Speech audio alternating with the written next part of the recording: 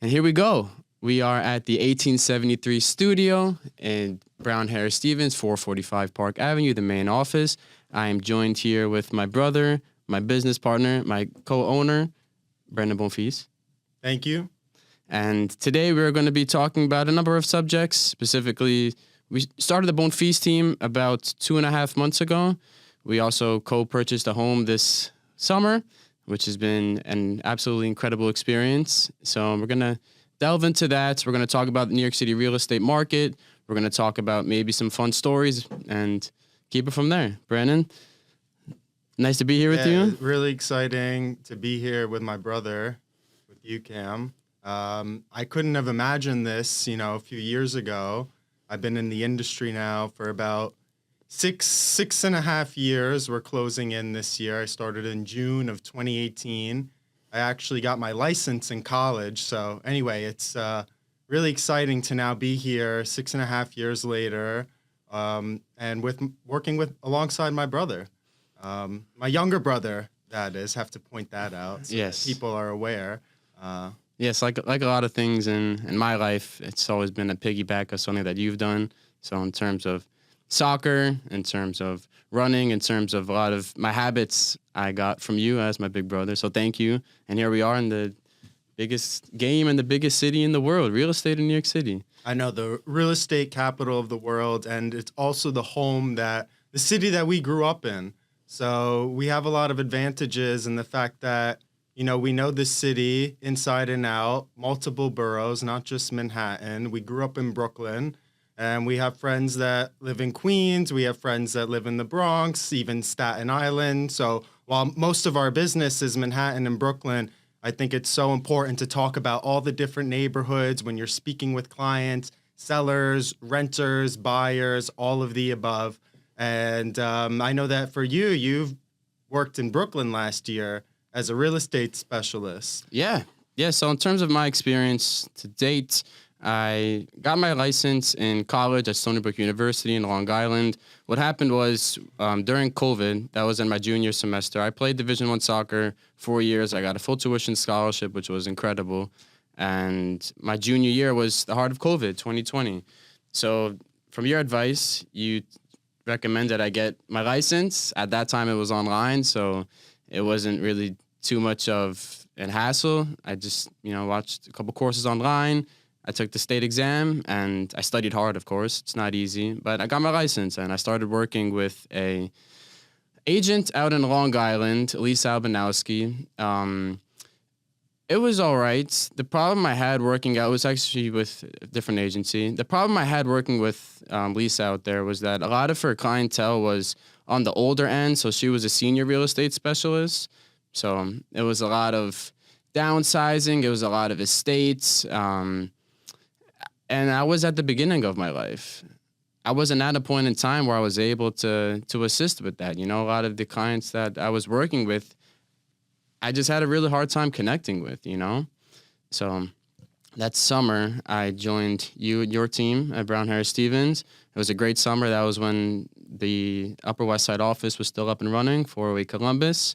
And fast forward 3 years later, I had a good 1.5-year stint at Clinton Management, the management branch of Douglaston Development. Incredible company. The Levine family are incredible developers. I was working as a leasing agent in Williamsburg on the waterfront, and then also on the Hudson Yards. 2 very different markets, 2 very different dynamics. But 144 rental deals later, here we are in the Bonfils Team, December 2024. Yeah, so I want to bring it back for a second so people realize that this wasn't the first time that we actually are working together in real estate. When Cameron was a junior at Stony Brook University, and he was playing soccer full-time as a D1 athlete, been playing soccer its whole life, and he actually got his license, or was applying to get his license at the time, while we had some months back at home, wasn't much happening during the pandemic. He decided to take advantage of it. And then you also joined our team kind of as an intern at the time, and you were helping us with a bunch of setting up appointments. And I remember You even did this marketing plan that was like a 20-something page marketing plan, and it was so impressive. And, the few weeks that you were there, you really made the most of it. And I think it just went to show you have a very hard, or a very high work ethic. And that's in all walks of life for you. And I think that's what really impressed me, over the years. I didn't want to jump into a partnership too early. I always felt like it was important to kind of set our own paths and see if it's meant to be where they cross again, later in life. And it has. And part of the reason, again, is because I was just so impressed with the work ethic that you have in all walks of life, whether it be your soccer, going from, playing at ASO in the parade grounds in Brooklyn to then being a Stony Brook, goal scorer, all 4 years. So, that was super impressive. To working out, I know you still are super fit. Wake up extremely early in the morning, get your work done, and then you actually get your real work done that makes you money. And also, I think just, seeing your success in your career so far, I know that you're only 2 years out of college, but you've now also taken on a role of being an MBA student, getting your master's at Fordham in project and development, real estate development, which is extremely impressive. And you've somehow find the time to still work, partner with me. And we've done a couple deals together. But I do want to talk about quickly, I want to ask you a little more about your experience as a real estate agent once you got your license, after you started working in Williamsburg, once you had graduated and you started, your career. What did that look like? What was your first, year? How long were you working there? Is it a year and a half? Year and a half. I started in February of 2023, and I left the company in July of this year, 2024. And that experience was incredible. What'd you do? You were a leasing agent, right? I was a leasing agent, and so I did everything from initial interaction, representing the buildings that Douglaston Development developed, Country Management owned, 2 buildings that I managed, one North 4th, which was 509 units on North 4th Street and the water in Williamsburg on the waterfront. Incredible tower, incredible management company, incredible tenants. I mean, one thing I missed the most about the job was the tenants. They were great people, You start to build relationships. Somebody moves in. I remember the first deal I closed, it was this girl, Maddie, incredible, her and her partner. And they just got married last year, and they have a kid on the way, all at the building that I leased them. And it's just real cool seeing the development of people's lives and knowing that you had an effect in that, Absolutely. That was great. And on top of that, I would say that, the CEO, Ryan O'Connor, incredible man, he hired me as a young 22-year-old. I had just gotten back from traveling a bunch in South America. We have family in Argentina, so I got to meet our family down there, which was incredible. And I really didn't have much work experience at all. I started working as an intern my senior year at Stony Brook, my second semester, when our season was completed with the Gito group, Rob Gito. And that was a fantastic experience. It was good to have the developer internship line on my resume. But I remember sitting down with Ryan. He, right off the bat, said, "Cameron, we're interviewing another person who has over 10 years of experience. I look at your resume. You have no experience at all. Why should I hire you over somebody with 10 years of experience?" And I remember sitting there in your jacket, actually. It was in your jacket at our kitchen table. It was the freezing months of February, or January at that time. And I said, "Ryan, can you give me a second? Let me think about that. Why should he hire me? I'm 22 years old. I have very little experience in the industry. And yeah, and so I took a second to think, and I took a step back, and I said, why do I deserve this opportunity? Why do I deserve to be working for one of the top management companies in the entire city?" And I responded to him. I said, Ryan, rather than, talk out of pocket and try to sell myself to you, do you mind if I tell you a story? And he said, of course, please. I said, all right. And I proceeded to tell him a story about a soccer match of mine, my freshman year of college. We were playing Hofstra University. My father came, I believe you came, and our grandmother from North Carolina had came to this game. And up until that point, I hadn't been a starter, but I had gotten minutes every single game. But, leading up to that time, it was an opportunity to play in front of my family. And that game, I didn't play a single minute. I didn't play a single minute that game. And I went home after we had dinner. We had a nice evening. But I was super embarrassed. And I went to my bed, and I'm not a very emotional person, but I started crying. Because I said, wow, how embarrassing. My entire family came. I was a star goal scorer in Beacon High School in New York City and for my club. And yeah, fast forward, he saw potential in me, started working there for a year and a half, and here we are. Thank you for asking me that, Brennan. Now let's turn to you. So you went to UConn University, graduated, you got a job with the Bonfils team. How was your experience there? Yeah, it was it's been great working at Brown Harris Stevens. Originally, when I started, it was Halstead Real Estate, which was just a subdivision of Terra Holdings, kind of the sister company of Brown Harris Stevens. Not to dive into that too much, but all of the staff, all of the managers, the CEO, the president, I always felt like they were right there for you. Like there was an open door policy. You can always walk into the office. You can always ask a question. And in real estate, there's just so many unanswered questions because it's not black and white.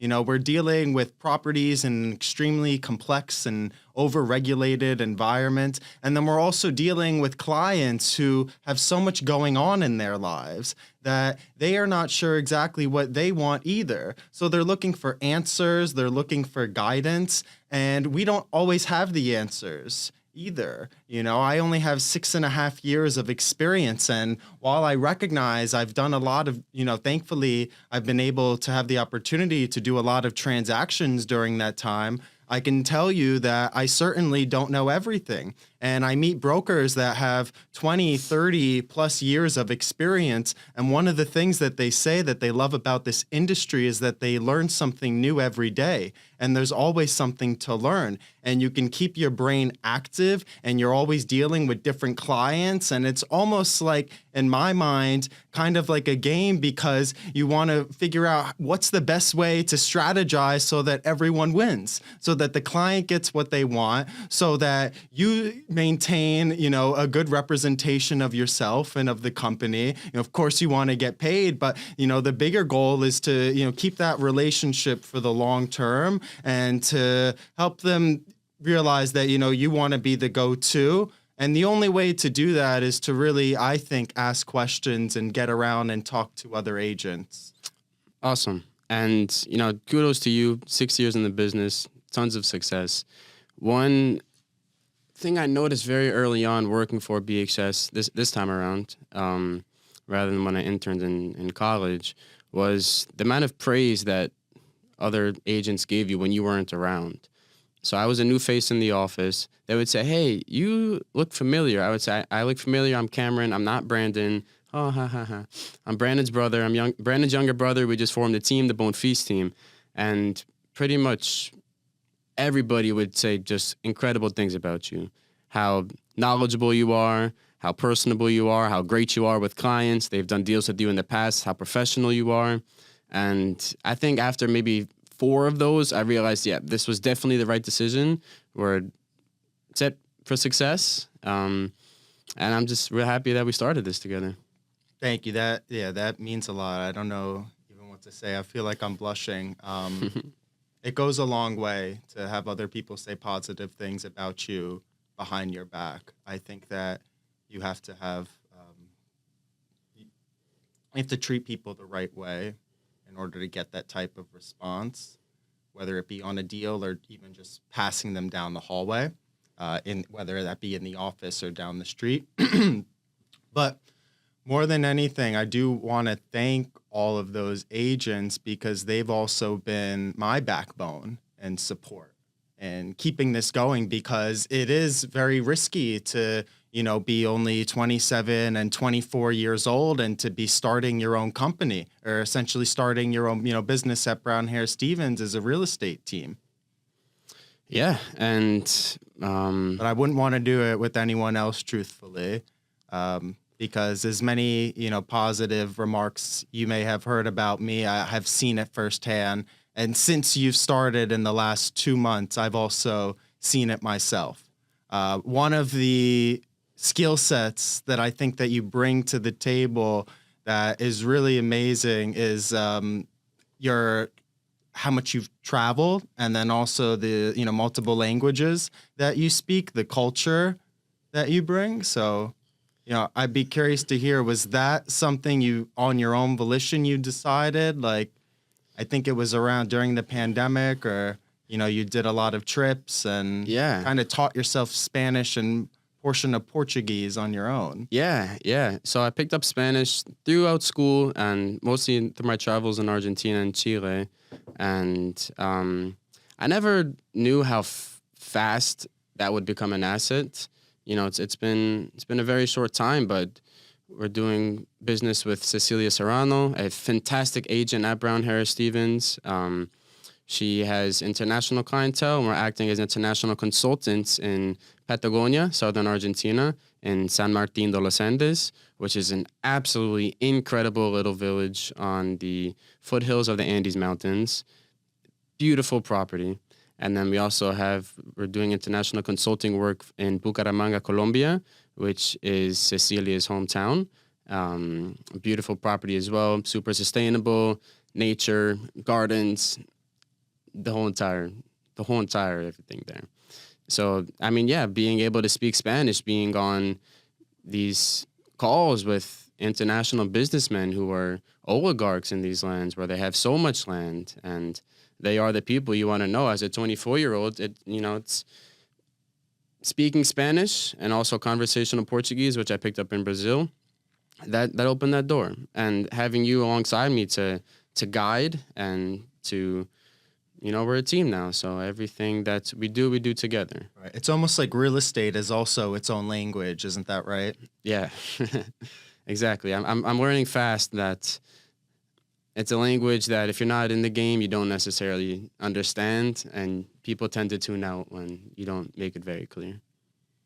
I think that over time, as you start to have these conversations with clients and other brokers repetitiously, it starts to get ingrained in your mind kind of what works and what doesn't work and what sounds, real, and also to take the time to think about whatever you're going to say before you say it, because we're acting as agents on behalf of our client, and our clients are expecting top performance.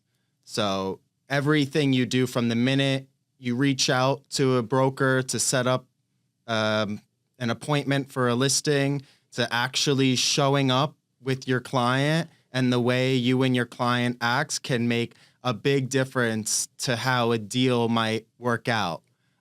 Because if a broker feels that you are going to get the deal done more likely than another client, then they're going to push their seller to choose you and your broker. And I've actually had that before, where we've had multiple bidding situations. And I could tell you, it was interesting working through the pandemic because there was really not much you can do. The entire city shut down, doorman buildings, they did not allow us to show. So I was just running around to townhouses, calling clients, trying to get some rentals, and then also, just studying the market itself.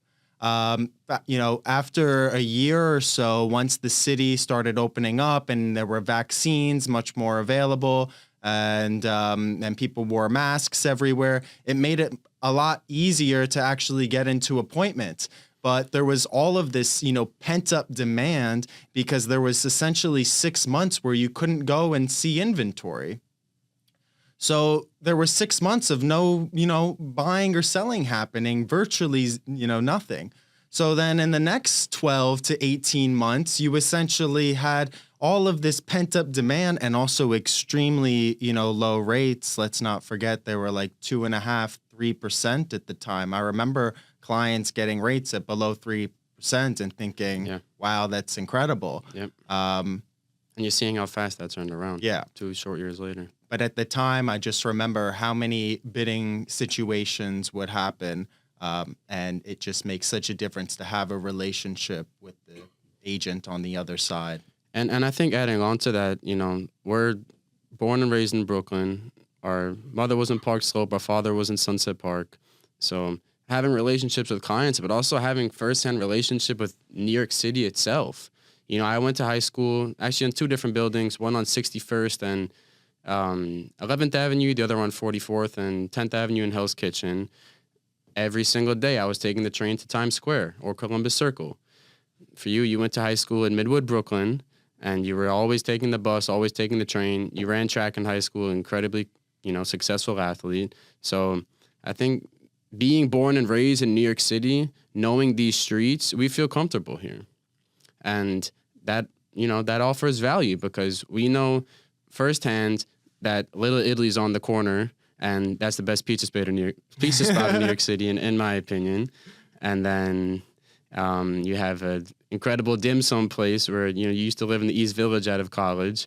What street was that on? Yeah, I was on East 9th. East 9th.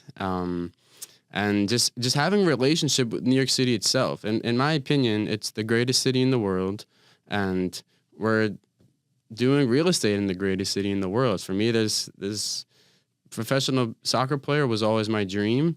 I took it as far as I could take soccer, but that wasn't the plan for the universe. And now here we are doing real estate. Yeah. Brandon, I'm going to ask you 5 questions on New York City. I want you to tell me the answers.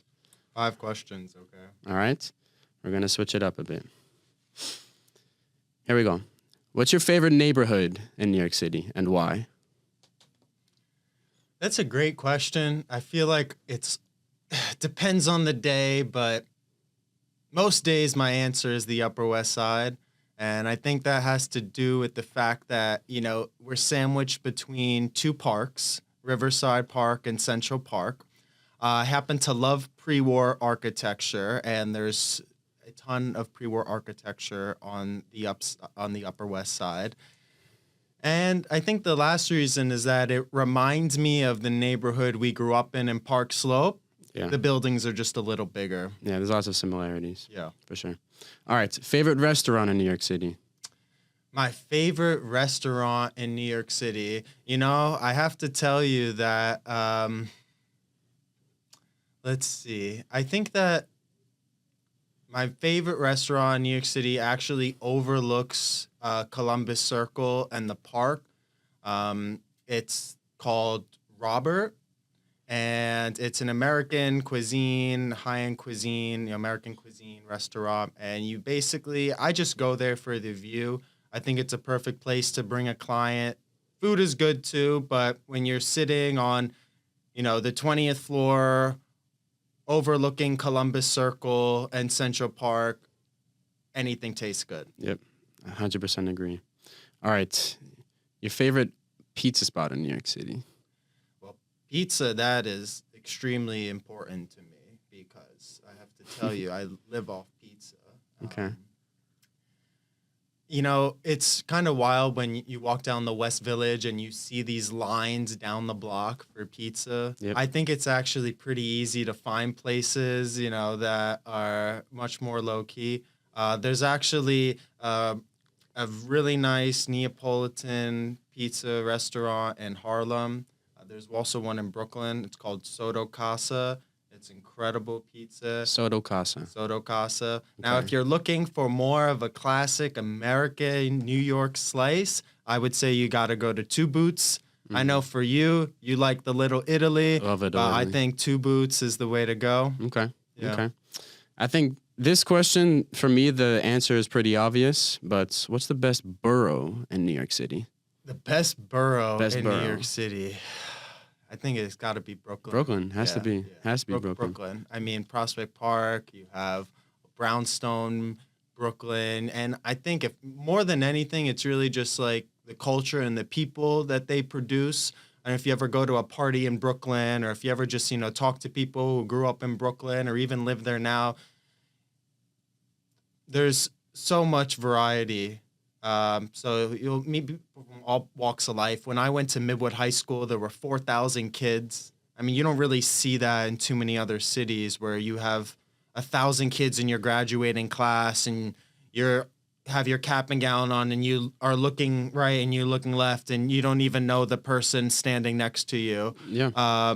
But that's the thing, is that the more people you talk to, the more you'll learn. And I think Brooklyn, it's just so much culture and so much to offer. And adding on to that, one of my favorite aspects about Brooklyn specifically, I don't know if there's any other place in the entire world that's like that, is that you can go to a neighborhood like Sunset Park and all you hear is Spanish on the street. You can go to a neighborhood like Borough Park, the Chinatown portion of Borough Park. All you hear is certain dialects of Chinese. You can head all the way out to Coney Island. All you hear is Eastern European languages. And I think for me, one reason that traveling abroad, being a New Yorker is as less of a learning curve is just because I'm always surrounded by foreign cultures. And I've just became comfortable with that. And I think that's specifically the beauty of Brooklyn. We're also from Brooklyn, of course, so, we're partial, but I like your answer, Brandon. All right, the last question. If you were to take a date out in New York City, how would that date look? Where would you go? Different spots, different neighborhoods? Well, I think that, this time of year is so magical and so romantic. I've always loved the, Bryant Park winter shops and then just walking up Fifth Avenue, Sixth Avenue to go and see the Christmas tree in Rockefeller Center. Seeing the lights on the tree, watching all of the window fronts and all along Fifth Avenue and the different, fun characters and stuff they have going on. They spend so much money on it. I would say that would be my recommendation. If you have someone special, and whether you're coming into the city for a day or you already live here, make your way to Bryant Park, support the small businesses, take a look at the Christmas tree. There's just something special about it that it's hard to describe in words. Yeah. If you can find more than 3.5 inches to walk, I agree. Right. It can. Yeah. You have to find the right day to do it. Definitely don't go on a Friday night or, Saturday night. Yeah. All right. Well, we'll wrap it up there. We would like I do want people to make sure that they know how to pronounce our name. Yes. I think that that's important, Great because you point. hear a lot of people who just look at it, and it is a French last name. The history of the Bonfils last name, the French came to Argentina in the turn of the 19th century, our relatives. And the way you pronounce Brandon and Cameron, our last name, is Bonfils. It's not Bonfils, which is the worst way to pronounce it. It's not Bonfils. It's not Bonfils. It's Bonfils. Bonfils. Bonfils. And that means good son. Mm-hmm. That means good son in French. Good sons. Good brokers. Good brokers. All right. Well, we'd like to wish everybody happy holidays and enjoy the time with your family. And we look forward to a fantastic 2025. Yeah, thank you for listening, and stay safe, and thank you for your future support.